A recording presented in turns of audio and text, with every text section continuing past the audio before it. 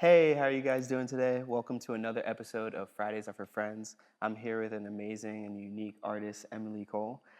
Tell us a little bit about what inspired your track, Cross My Mind. Yeah, so for me, I've had a lot of loss in my life from a young age. I'm not one of those people that experience like a grandpa or grandma dying at like an older age. Like I've had family members die from a young age, just a lot of things. And so this song is kind of it's for relationships, obviously, but it also came into the aspect of like people who have lost people in their lives who might be grieving their childhood or things like that, which is why like the first line is, I know grief like a close friend. Just because I feel like grief has been something I've had to walk through and learn at such a young age. So this song kind of encapsulated how I felt just kind of growing up, like having grief be something that I've never not known in my life, Mhm. basically. Yeah, and so Yeah. was that the first line you wrote for the song Yeah, too? uh-huh, yeah. So Wow. that I know grief like a close friend. I've been losing everyone since I was 10 was like the first two lines. I didn't even have the hook at the time. Mhm. But I will say, I mean, it's a really sad line. I honestly had lost people before 10 years old, but I was like, 10 seems like a more realistic thing. But I was worried at first. I was Yeah. like, I don't know if people are going to be like, oh, feel sorry for me, Mhm. like poor me type of thing. But I was like, no, this is a real thing people go through. Yeah. So I was like, I do know grief that well. So it was like the most brutal, honest line I could come up with. Yeah, Yeah. honestly, like I'm a big fan of just like songwriting in Yeah. general. And when I first heard your song, like that line, and there's many other lines like I've been dancing now I'm dancing with your ghost in the kitchen at midnight. Yeah. I think that's what it is, and Yeah. like it's just it your songwriting is just incredible to me. Thank you. Where did you learn how to songwrite like that? I think for me, I mean, growing up, I couldn't listen to a lot of music. I wasn't allowed to. My parents were very, very strict. But I think around, I would say 9 or 10, like whenever they'd leave, I'd like sneak listen to music. And one of the people I listened to a lot was Adele. And I loved Adele. I always felt like she was very honest in her music. And I always leaned more towards that type of songs that would move someone. Like I always call them heart songs. And so I kind of think from listening to them and then some other smaller singer-songwriters, the way that they wrote about life was just so honest. And when I was making music, I was like, I want to make sure that everything I write, I relate to so that people can feel that connection. So, Yeah. yeah. Yeah, and do you remember the first moment you had when you realized I love music and I want to pursue this? I mean, my mom said I was singing before I could talk. So it's always been something like I feel like even if I wasn't pursuing it, like singing has always been something that kind of got me through life. Like it was my therapy. It wasn't even something that I really wanted to share with people for a long time. I was super shy. I'd like run off the stage crying if I had to sing in front of people. Like it was so bad. So I think it's always been like a therapy for me, like to process life. And I mean, I think I started writing around 12, and that's like my first memory of writing Oh, songs. Yeah. wow. And I know you talked about Adele Mhm. really being a big influence. What Mhm. other artists shaped who you are as an artist today? There's this artist called Sleeping at Last.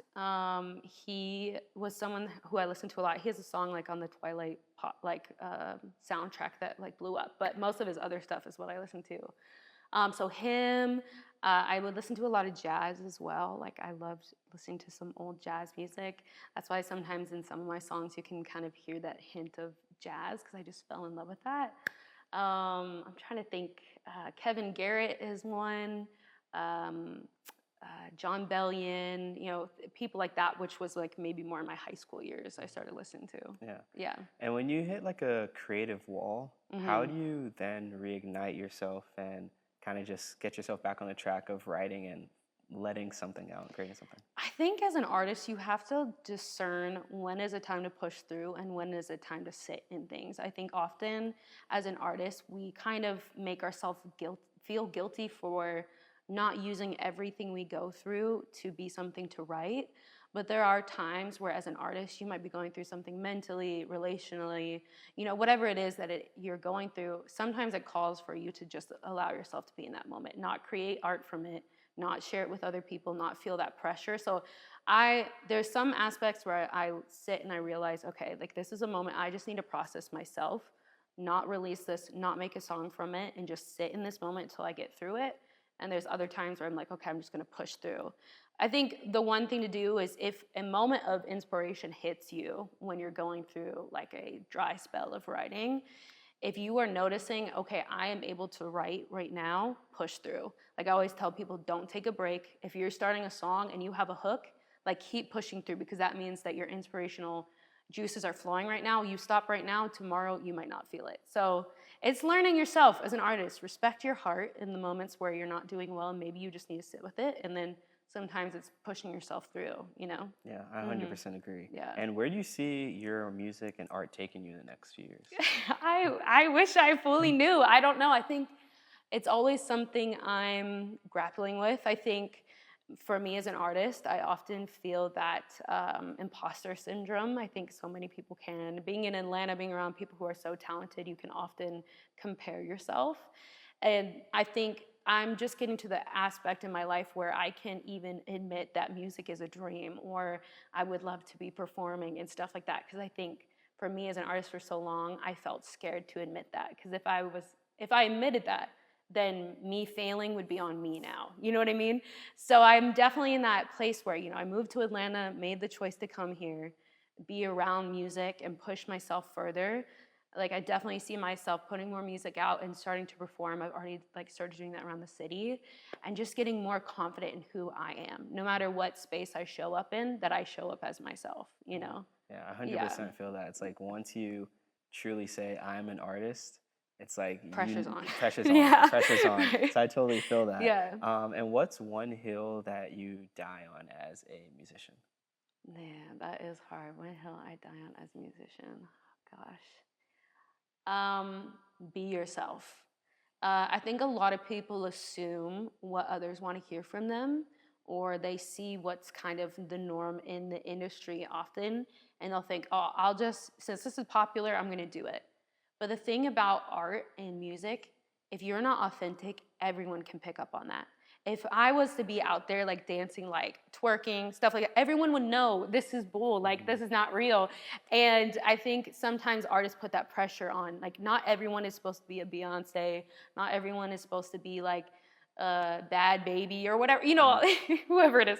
But we all have to show up authentic, because as soon as you start making music and you hear, when someone sings, I don't know how to explain it, but you can always tell when someone's being honest and when someone's not, because they can sing vocally so well, but when you hear their voice, you feel nothing.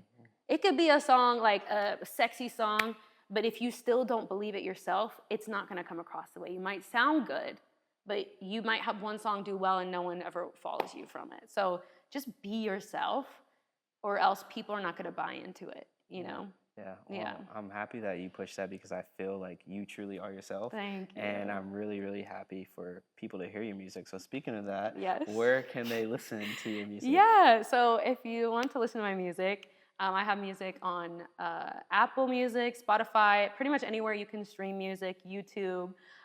Even this song that you're going to hear today, Cross My Mind, you can find it on all platforms streaming, or you can purchase it online. You can follow me on Instagram, Emily Cole Music, and that's where you can keep up with updates as well. Amazing. Well, thank you so much for being on the show and the platform. And I'm so excited to hear more of your music. And thank you to the audience for tuning in to another episode of Fridays Are For Friends. Peace.